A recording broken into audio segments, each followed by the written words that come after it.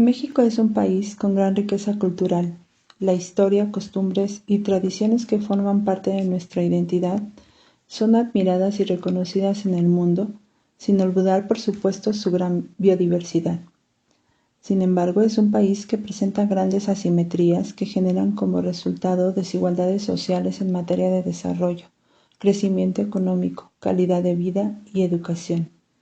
Estas desigualdades se dan de igual manera en zonas urbanas como en zonas rurales, siendo en estas últimas aún más graves.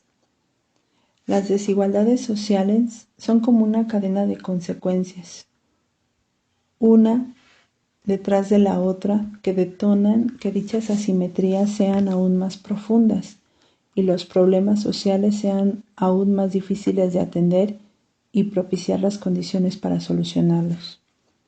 Las desigualdades entre regiones, recursos, calidad educativa, desigualdades de género son un proceso complejo que es resultado de diversos fenómenos en los que no solo intervienen las características propias de la educación y el papel que juegan sus principales actores, sino que también influyen los grupos socioeconómicos, los contrastes regionales y las diferencias de género. El desarrollo social ha sido el botín político en el momento en que se presenta una elección política, pero un tema olvidado cuando los partidos están en el poder. La pobreza, el desempleo y la falta de oportunidades son el resultado de la política económica y la política neoliberal que se ha implementado, favoreciendo a las clases dominantes en el poder, y el alto costo que ello implica lo ha pagado la sociedad. La educación es el detonante y parte fundamental del desarrollo. Ha sido bandera de muchas promesas de campaña, pero un sector olvidado y modificado a capricho de los grupos del poder y tendiente a favorecer los intereses económicos y políticos de organismos internacionales como el Fondo Monetario Internacional, la Comisión Económica para América Latina y el Caribe y el Banco Mundial. En México, las distintas reformas educativas impuestas por los grupos que han detentado el poder no han permitido una continuidad en el currículo educativo, propiciando aún más graves problemas educativos. Cada grupo en el poder impone su propia agenda, priorizando su capital cultural, desde la educación básica y media superior. Así que en cada sexenio el docente se enfrenta a un nuevo currículo, estructura y prácticas educativas impuestas. Estos cambios se deben a que la educación siempre ha sido politizada. El gobierno en el poder siempre la adecúa acorde a sus intereses y los modelos educativos siempre son implementados con ideas provenientes de otros países sin adecuarlas a nuestro contexto cultural, tradiciones e identidad. El rezago educativo es la causa y la consecuencia de serios problemas sociales y económicos de México y por lo tanto impiden el desarrollo de un país. En la educación superior, los estudiantes desarrollan competencias y conocimientos técnicos, profesionales y disciplinares específicos avanzados, así como competencias transversales que les cualifican para una variedad de ocupaciones laborales.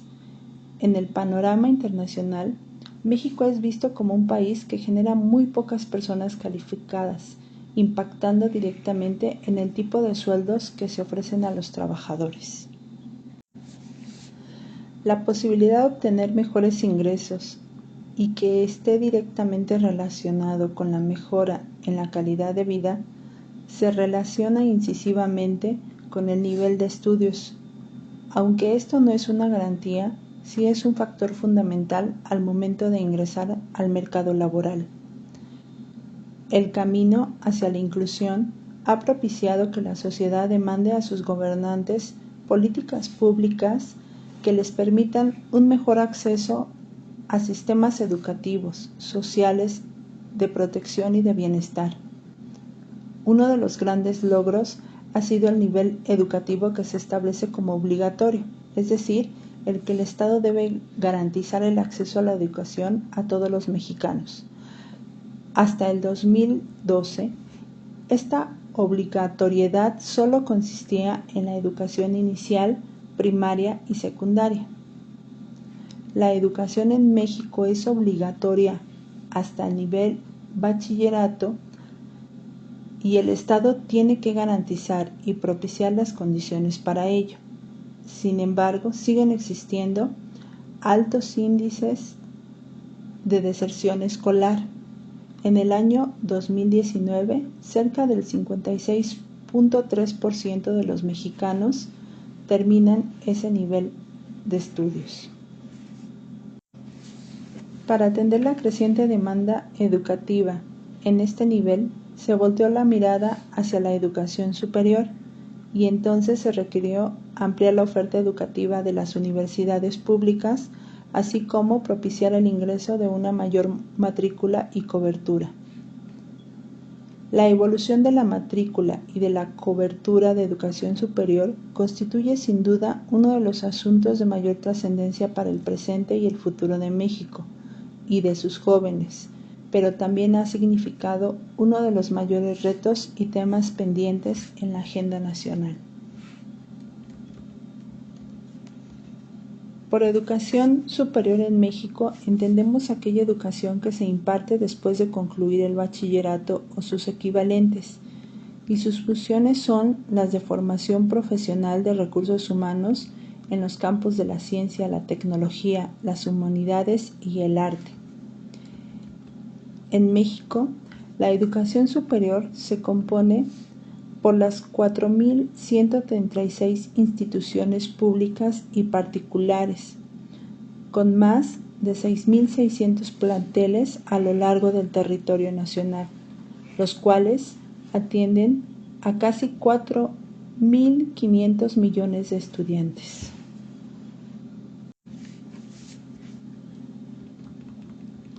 El sistema de educación superior mexicano está compuesto por instituciones y centros educativos que en su conjunto configuran los territorios formativos en todo el país, buscando representar la diversidad cultural, social y económica de la gran diversidad de comunidades que existen en el país. Por ello, existen 9 universidades públicas federales, 35 universidades públicas autónomas estatales, universidades tecnológicas, universidades públicas estatales con apoyo solidario, institutos tecnológicos compuestos por los centros de investigación, institutos tecnológicos federales e institutos tecnológicos descentralizados, universidades politécnicas, Universidad Pedagógica Nacional, escuelas normales públicas, centros de investigación, Universidad para el Bienestar Benito Juárez, universidades interculturales, Universidad Abierta y a Distancia de México y las universidades particulares.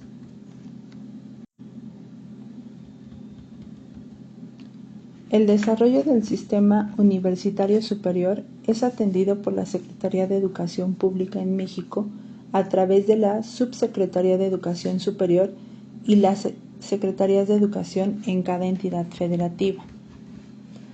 Para ingresar a la educación superior en México, cada institución determina el mecanismo de acceso. La mayoría de las instituciones de educación superior utilizan un proceso de admisión que, además de cumplir con los requisitos como certificado y promedio, realizan un examen de conocimientos generales. La mayoría utiliza el Examen Nacional de Ingreso a la Educación Superior, Exani II, la cual es una prueba de habilidades y conocimientos. Este examen está a cargo del Centro Nacional de Evaluación Ceneval, que es la comisión encargada de la organización y evaluación del rendimiento de los aspirantes en la prueba.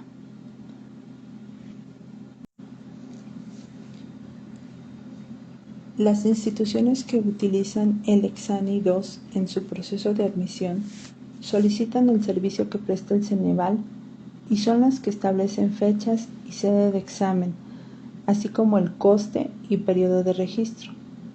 La prueba consiste en 110 preguntas de opción múltiple, enfocadas en las habilidades intelectuales, como el razonamiento verbal y matemático, y los conocimientos en ciencias naturales, ciencias sociales, matemáticas, mundo contemporáneo y español. Este modelo de examen debe ser resuelto por el aspirante en 2 horas y media. En las últimas 5 décadas ha habido un gran incremento en el número de instituciones superiores y de la matrícula educativa. Sin embargo, solo el 21% de los jóvenes entre los 18 y 24 años cursan la educación superior. De este porcentaje podemos deducir que solo un pequeño sector de la población tiene acceso a la educación superior, resultando con ello una gran desigualdad social y económica. La oferta educativa del nivel superior en México históricamente se ha caracterizado por desigualdades territoriales entre las entidades federativas, las distintas regiones del país y los espacios con diferentes niveles de urbanización. Si bien es cierto que estas instituciones han atendido a la población no urbana, más notablemente los institutos tecnológicos y las escuelas normales rurales, la mayor parte del desarrollo de las instituciones superiores en México se ha dado en zonas metropolitanas y urbanas, debido a que las regiones rurales del país se caracterizan por pobreza, marginación y una falta generalizada de accesos a servicios. La desigualdad en el acceso a la escuela entre espacios rurales y urbanos también guarda una relación con los datos socioeconómicos.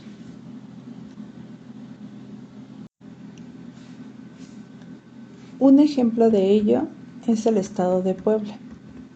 Es la entidad federativa que cuenta con el mayor número de instituciones a nivel superior, con un total de 486, 20 más que en la Ciudad de México. Sin embargo, ocupa el 4º lugar a nivel nacional en el número de alumnos matriculado en las instituciones superiores, presentando a la par un indicador del 42.3% en rezago educativo.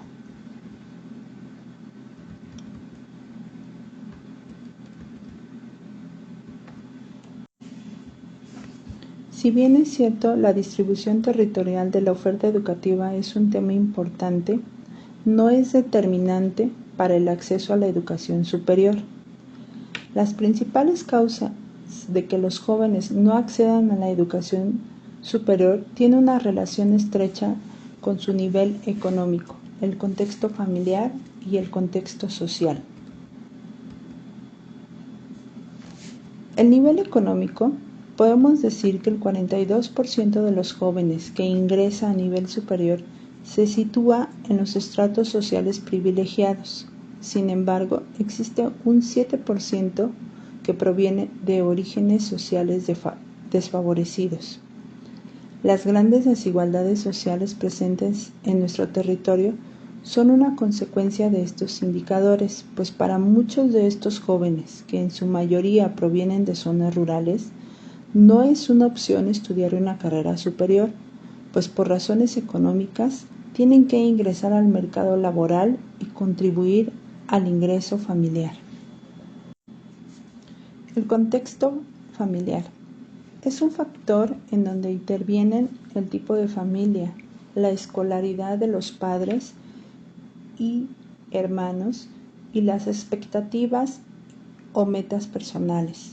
Todos estos elementos, sin duda, configuran parte de la identidad de un joven. ¿Cuáles son sus expectativas del futuro y cuáles son los recursos con los que cuenta, así como cómo va a construir su futuro? ¿Lo planean o solo lo toman como va sucediendo? Si bien es cierto, esto no es determinante, sí debemos tomar en cuenta que la familia es la primera red de apoyo, la forma de convivencia social, la cultura a la que acceden e incluso la forma de ejercer sus derechos individuales y la ciudadanía. El contexto social.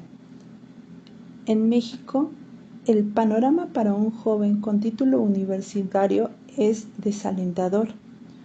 Los indicadores nos arrojan que solo el 17% de los egresados de la educación superior termina con un título universitario. Sin embargo, esto no se traduce en una mejor calidad de vida, pues ingreso al mercado laboral está limitado, mal remunerado y encuentra fuerte competencia con aquellos que estudian en universidades privadas. Aunado a ello, que las empresas multinacionales prefieran en sus puestos directivos o mandos altos profesionistas provenientes de las universidades de prestigio, sean estas públicas o privadas.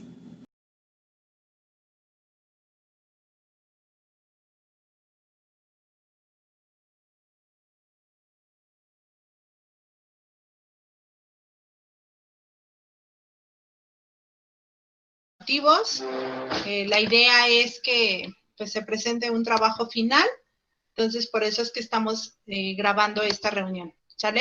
Y es con tu permiso. Sí, claro. ¿Sale? Hola, ¿me puedes decir tu nombre completo? Me llamo Marisol Rivera Martínez. ¿Qué edad tienes, Marisol? 25 años. 25 años. ¿A qué te dedicas, Marisol? Bueno, ahorita soy empleada de mostrador de tienda de ropa. Ok, ¿me puedes platicar un poquito de tu familia? ¿Cuántas personas componen tu familia? Somos 8 personas, incluyéndome a mí. Ok, ¿y cuál es la escolaridad de tus papás y de tus hermanos? Mi papá, bueno, cursó hasta el 4.º de primaria. Mi mamá la secundaria concluida.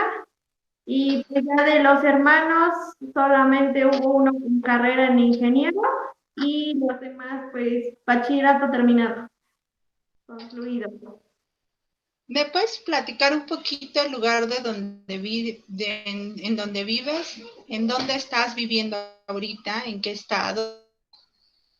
Cuéntame un poquito del lugar donde vives. Sí, claro. Pues nosotros, bueno, es una comunidad que se llama Plan de San Miguel, perteneciente al municipio de Caltepec. Pertenecemos al estado de Puebla. Pues el lugar pues es un pueblo chiquito donde habitamos como 300, 400 personas. No hay mucha gente. Entonces, sí es un pueblo, una localidad chica. La presidencia municipal es Zacatepec, Caltepec, Puebla. Y pues somos una localidad pequeña. Y en el municipio donde tú perteneces, sí hay primaria, secundaria, bachillerato. El municipio, pues sí hay hasta nivel de bachillerato, ya aquí en mi localidad solamente es kinder, bueno, sí, kinder, primaria y secundaria. Ya el bachillerato lo tenemos que tomar aquí en Acatepec. Okay. ¿Existen todos los servicios básicos? O sea, es decir, agua, luz, Pues drenaje. solamente el agua potable, la energía eléctrica, el teléfono y pues ahorita internet, pero pues ahora sí quien tenga las posibilidades de pues lo instala. Sí. Okay. En la población en general, ¿cuáles son sus actividades económicas principales? ¿A qué se dedica la población de tu comunidad? Las actividades económicas, pues es que el clima es un poco templado, solamente se siembra en época de lluvia. Por ejemplo, ahorita en este mes, lo que es agosto, septiembre, pues se empieza a sembrar para que en octubre o noviembre ya esté saliendo ahora sí ya se esté cosechando. Pues acá lo que se siembra es el maíz, frijol, trigo, avena, y pues algunas personas también tienen ganado de chivos o de bovinos, de vacas. Ok. Eh, Vamos a platicar un poquito acerca de ti. Me gustaría que me contaras cómo fue tu paso por la escuela. Me dices que tienes bachillerato. Entonces, platícame primero acerca de tu primaria y de tu secundaria. Pues la primaria y la secundaria la estudié aquí en mi comunidad, pues queda como a 10 minutos de aquí caminando, está en el centro. Y pues en la primaria teníamos 6 maestros, o sea, un maestro por cada grado. El maestro impartía todas las materias, al igual que la secundaria. Eran 3 maestros por cada grado y un solo maestro impartía todas las materias. Ok. ¿Y la secundaria? La secundaria, pues igual, 3 maestros, uno por cada grado. Y pues el maestro es el que nos daba clases por todas las materias, no habían más. Y llevábamos algunas Ok. otras materias en de sustentación, que ya se han hecho. Ajá. Ok. Y luego al bachillerato, como mencionaste, tuviste que salir de tu comunidad a estudiar el bachillerato. Sí, ¿Cuánto tiempo hacías de camino?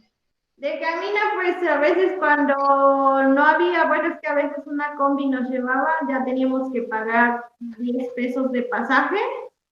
Y si en caso cuando no hubiera combi, pues nos íbamos caminando como 20 a 25 minutos, dependiendo cómo íbamos de rápido.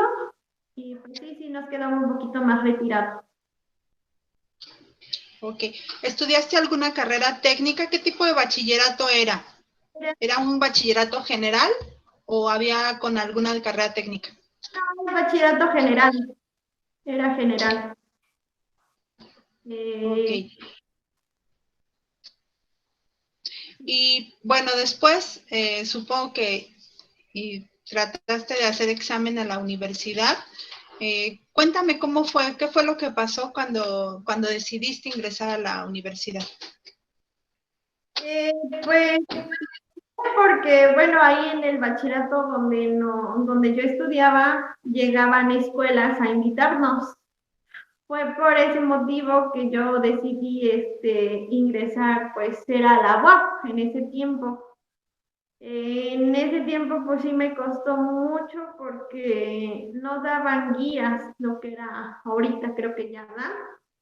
En ese tiempo pues sí no daban y pues fue un poco difícil porque no lo que nosotros aprendíamos aquí en el bachillerato pues no era lo que les enseñaban en otros lados. Ok, y de acuerdo a lo que tú crees que pasó, supongo que hiciste examen, ¿qué fue lo que pasó? ¿Por qué tú crees que no pudiste ingresar a la UAP, que es la que está en Tehuacán, ¿no? Que es como una sede de la ciudad más cercana a tu comunidad. Así ¿Cuál se fue? encuentra, Uh-huh. se encuentra en Tehuacán. En ese tiempo presenté examen, el cual me pedían creo que 100 puntos. Yo nomás logré 80, como 80. Me faltó un puntaje para alcanzarlo. Y pues nada más que ahora que permiten, sí. Entonces, ¿tú sí crees que mucho de lo que pasó al momento de hacer el examen tenía que ver con que en el bachillerato no te enseñaron todos los conocimientos necesarios para poder hacer un buen examen? Pues yo digo que sí tuvo algo que ver, porque pues en un pueblo nos enseñan menos cosas que en la ciudad. En la ciudad están más actualizados, los maestros también están más actualizados En cambio aquí, pues los maestros ahora sí van al día, al igual que los estudiantes. Entonces, el sistema cambió. Antes eran otras reglas, otros cambios.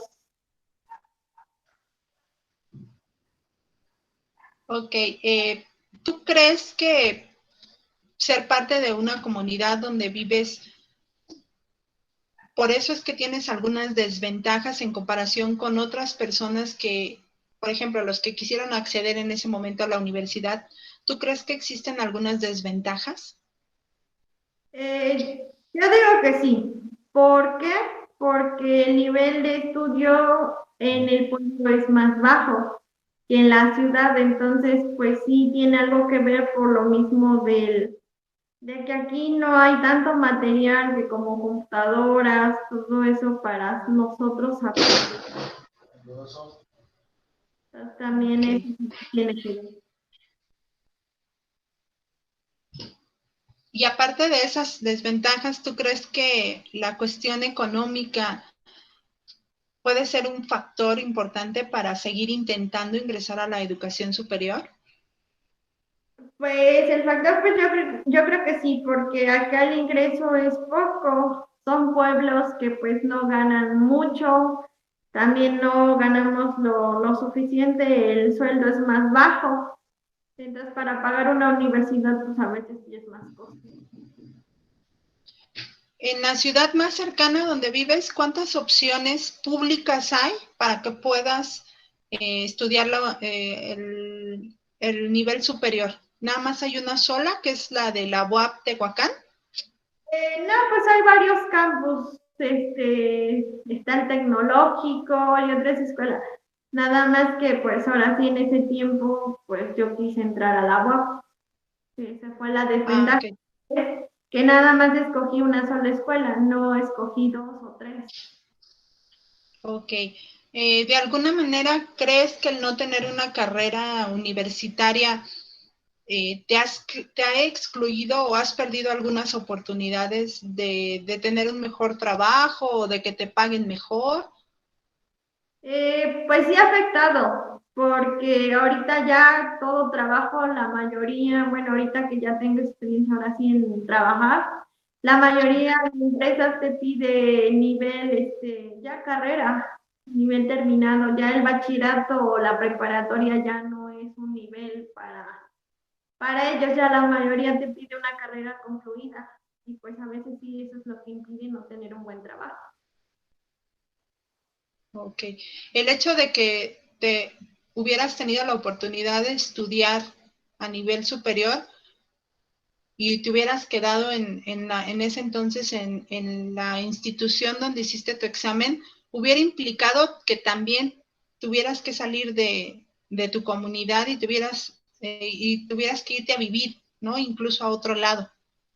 Pues sí, porque pues igual para estar más cerca de ahí, porque también pagar pasajes y acá no sale tan barato. Entonces, pues sí, era lo más lógico quedarme allá en donde estoy, donde hubiera estudiado. Ok, pues te agradezco mucho la entrevista. Me gustaría que para concluir me pudieras platicar qué proyecto tienes. Eres una persona muy joven, entonces, ¿qué proyecto tienes? ¿Qué es lo que sigue para ti, para Marisol? ¿Qué es lo que sigue? Pues mira, los proyectos ahorita, pues ahorita estoy empezando, bueno, quiero emprender un negocio. Ya, Uh-huh. pues aquí en mi comunidad, pues, aunque sea poquito, yo sé que tal vez sí salga. Entonces, pues, más que nada es emprender un negocio, porque a veces pues trabajo no lo hay, y menos pues cuando no hay una carrera. Ok, pues te agradezco mucho tu tiempo, Marisol. Eh, créeme que con tus respuestas se aprende mucho de que muchas veces los factores que existen para poder ingresar a la universidad, las oportunidades no son iguales para todos y esto es importante saberlo, sobre todo de personas que lo han vivido, que han visto que no es nada más una cuestión de voluntad de querer estudiar, sino que hay factores que a veces no permiten que alguien pueda continuar estudios a nivel superior. Entonces, te agradezco mucho. Espero que tengas éxito en tu nuevo negocio y te mando un saludo. Muchas gracias, cuídese mucho y pues ahí espero que sea de ayuda para usted y para sus alumnos. Gracias. El desarrollo de un país no puede ser entendido sin la educación. Cuando existen indicadores negativos en materia educativa, podemos ver que esto es causa y consecuencia de otros fenómenos como la violencia, el desempleo o empleos con salarios bajos, falta de crecimiento económico, pobreza, desigualdades sociales y rezago educativo. Aunque se han realizado avances significativos como la educación a distancia, así como la creación y fortalecimiento de instituciones superiores de educación, esto no ha sido suficiente. Existen temas pendientes, pues persisten grandes problemas que se reflejan en el rezago educativo, la deserción escolar, propiciando con ellas una inclusión al mercado laboral con precarios sueldos y por lo tanto dificultad para escapar de condiciones de pobreza y rezago social. Además, las instituciones superiores deben atender la gran diversidad existente en los distintos campos de estudio y niveles, atendiendo los patrones internacionales que demanda la globalización económica, propiciando la pertinencia de la educación en la formación de profesionistas con las competencias necesarias para competir en el mercado laboral. La denominada sociedad de la información y el conocimiento es una consecuencia de los procesos de la globalización. Se presentan muchas semejanzas en las tendencias de la educación superior a nivel global, tales como la universalización de la educación superior, la cual se expresa en una diversificación de la oferta educativa con diferentes opciones de planes y programas de estudio.